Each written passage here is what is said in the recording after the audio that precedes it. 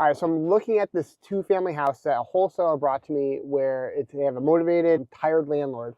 And so I'm looking at it, walking around, checking out the property. I'm all for about being creative on deals and stuff like that. I'm trying to figure out a way to find a win-win for the seller and the buyer, me, the buyer, where I need to get my price. So if I'm flipping it, if I'm going to do something with it, or if I wanted to hold it, obviously for make sure that it cash flows. Doing that, so I got to chat with the owner, and the first thing he's like, so, can you kind of like give me one price for the sale and then like a bag of cash for the rest of it so I don't have to pay taxes?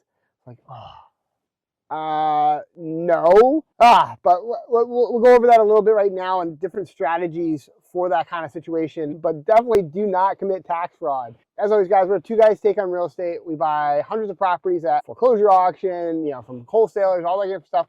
We've made a lot of mistakes over the years, but we try to teach you from our mistakes so you don't have to make the same ones. So if you do me a huge favor, it helps the algorithm, give a thumbs up and leave a comment, even if a simple comment as awesome. I don't care. But we'll try to respond to any comments timely, and let's get to it. So you're looking at a property and you want to find a win-win situation. In this case right here, the owner owns nothing on their mortgage. So let me just keep walking. I got to check on projects too. So they own nothing on their mortgage. So that right there, there's a big value. He's looking at like, you have to have something for a transaction. Obviously, you need to, come up with some kind of agreement. And one way of doing it is since he has no property, you can do basically owner financing. So this way, maybe you give him a deposit down. So let's just say 20%, 30%. So he gets that cash. And then basically the rest of it, he comes in first position.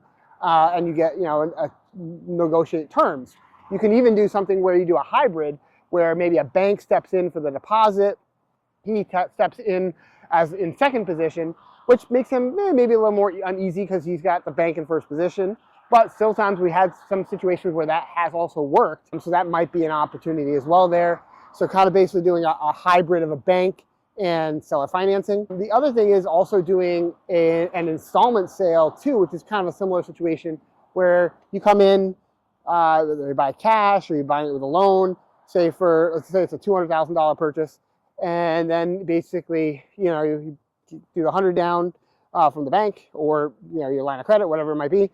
And then the rest of it, you can do it so that he limits his tax liability. And once again, I'm not a CPA, so I have CPAs and I work with them and they're awesome. And they are, what has saved us so much money in taxes and keep me out of trouble. So I always refer to them anyway. Basically, you'll come in and you'll then have the other, say, $100,000 maybe over 5 years. So therefore, it limits his capital gain each year so that it might be able to lower his tax liability. So going from, let's just say if he's going to have a whole capital gain of, $200,000 for the wholesale, the first year he'll have $100,000, which lowers his basis. And then, the next year he'll have another 20 and then 20 and 20.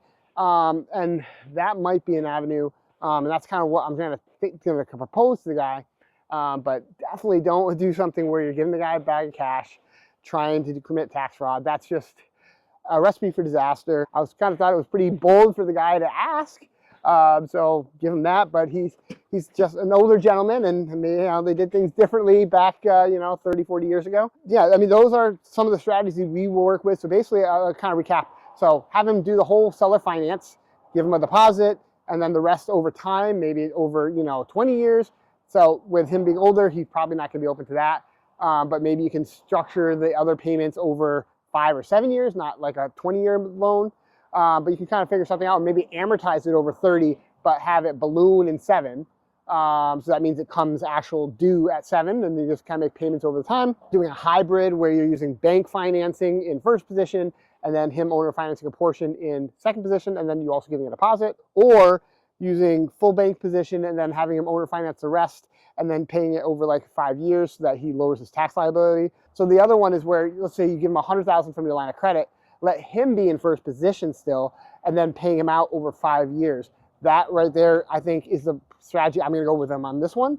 And I think that will be most enticing to him. I really don't think he wants to be in second position. But sometimes you can negotiate that if they're desperate enough to sell, they're tired enough landlord, that might work.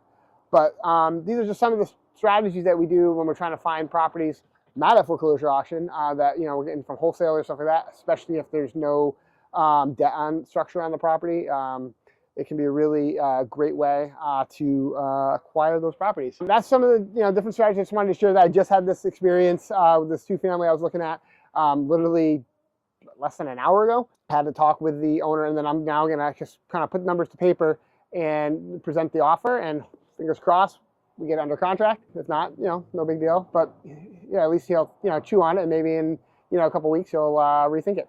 He's actually really trying to get out of the area. He's just done with being in Massachusetts, because Massachusetts is a tough state to be a landlord in, as we all well know. And if you follow our channel, you know to stay away from Massachusetts. Go somewhere else where it's a lot easier, because it's definitely not for the faint of heart. And boy, have we learned that. Especially there's some other stuff here, which I'll have to have Kevin do a video on more of that stuff. So just wanted to kind of talk about that. If you have any questions about that kind of stuff, leave below. But definitely talk to your CPA, talk to your lawyers. They can give you better advice than we can. I'm just talking about what goes through my mind when I'm thinking about some deals and different ways to structure them. And I wish you all the best. Have a great year, and happy 2026. And see you guys in the next video. Thanks a lot.